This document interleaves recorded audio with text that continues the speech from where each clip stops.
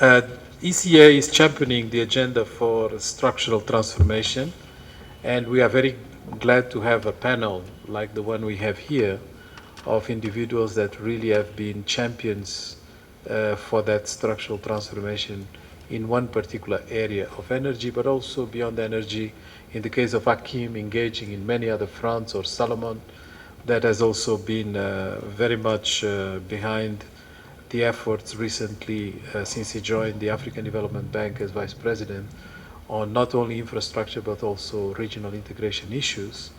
But I know many of the panelists here, Hela, that was also with ADB, so she has her heart in Africa and is going to continue to have it in her new functions. And of course, Simon, that I've been accomplice with for a long time in other very important and interesting ventures. So all here represent really this impetus that we are witnessing over the last few years on Africa's transformation. And obviously we are very committed to this agenda of transformation, and we know that this will not be possible without access to a low carbon, reliable and affordable energy.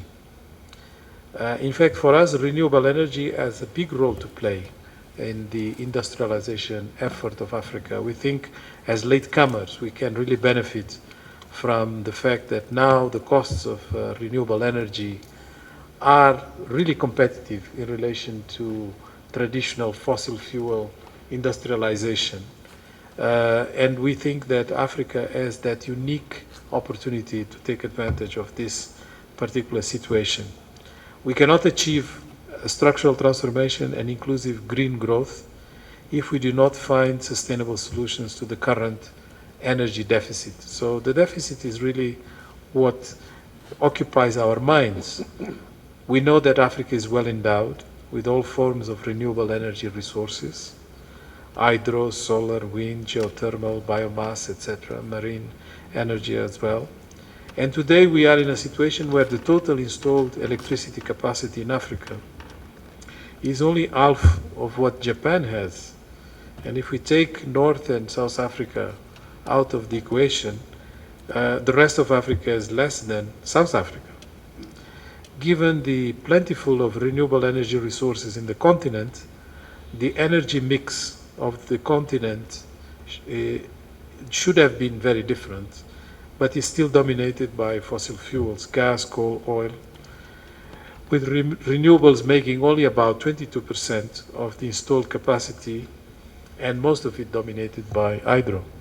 Well, we know this situation is changing very fast, and we must recognize that the centrality of energy for our thriving extractive industries, clean energy, optimizing the performance of the agricultural sector, contributing to the social activities such as a robust health system, can unlock lots of opportunities, and the potential is there for even the education sector to broaden opportunities for all. So how do we address this deficit is key.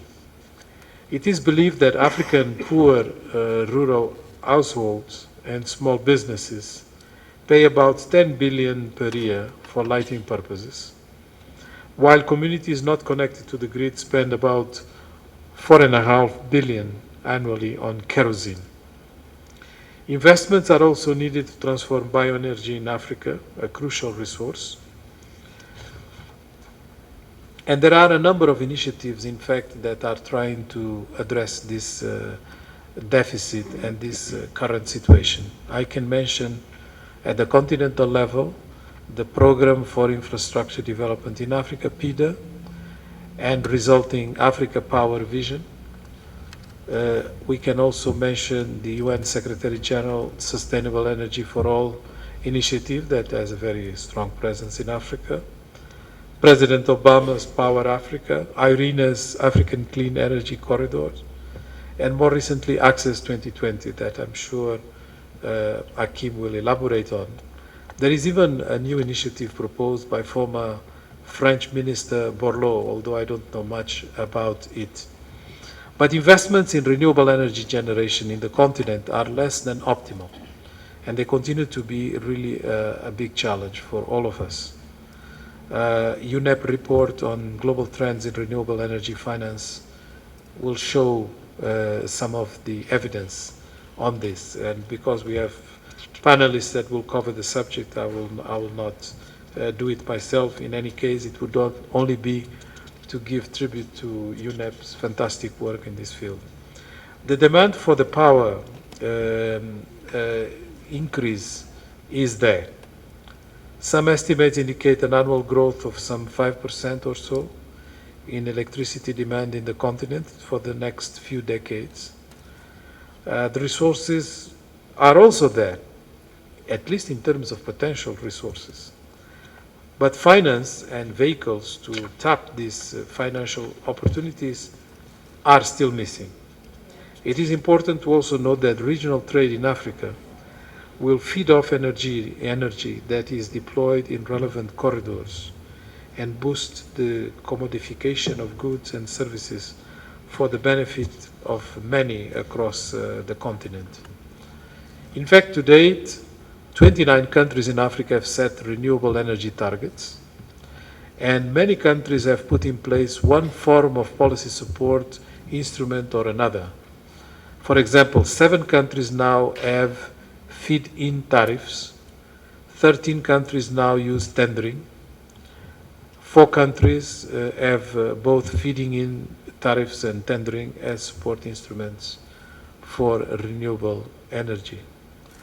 And with regards to which policy instruments are best for Africa, I think UNEP is working on how the global financial system can be redesigned to align with the objectives of sustainable development and how Africa can benefit from such a system to leapfrog a low carbon development pathway, exactly what I was mentioning before. There is a need to explore the full menu of energy options that are less costly and can also offer effective solutions that can contribute to reducing energy poverty, especially wind, solar, and micro hydropower projects. Indeed, the full energy menu must also prioritize decentralized energy and consider both a combination of green and off-grid planning. And when it comes to rural electrification, should be really a target, because it often needs very comprehensive plans, and it is possible to offer cheaper connection than grid electricity. As we race towards sustainable energy for all in Africa, and if we look into our current growth trajectory, we have to place more demands on the current energy systems that are not very efficient.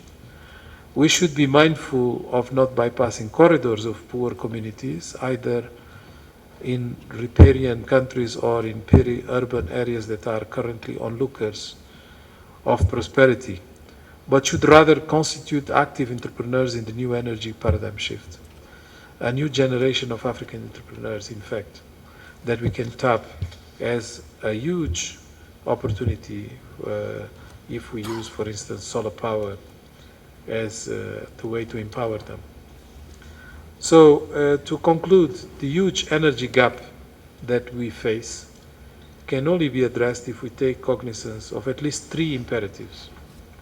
The first imperative is that Africa's infrastructural gap cannot be addressed in a vacuum. It has to be faced head-on with energy as the enabler. Climate-proofing our infrastructure is a no-regret option and will offer several win-wins to critical development sectors, including water, agriculture, and energy. The second imperative is that climate finance represents a unique opportunity to address financing for development, and in many ways, climate finance, because of its all-encompassing nature, can prime investments in the energy sector and offer sustainable solutions in key sectors that are climate sensitive.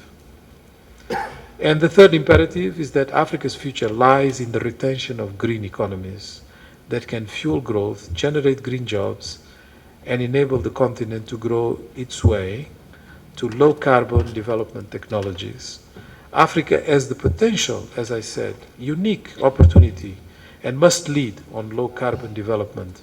This can be a new niche market that secures Africa's place at the center of the world economy. The industrial transformation that we want is within reach, but we cannot achieve it without sustainable energy, and sustainable energy that cradles our ambition. Thank you.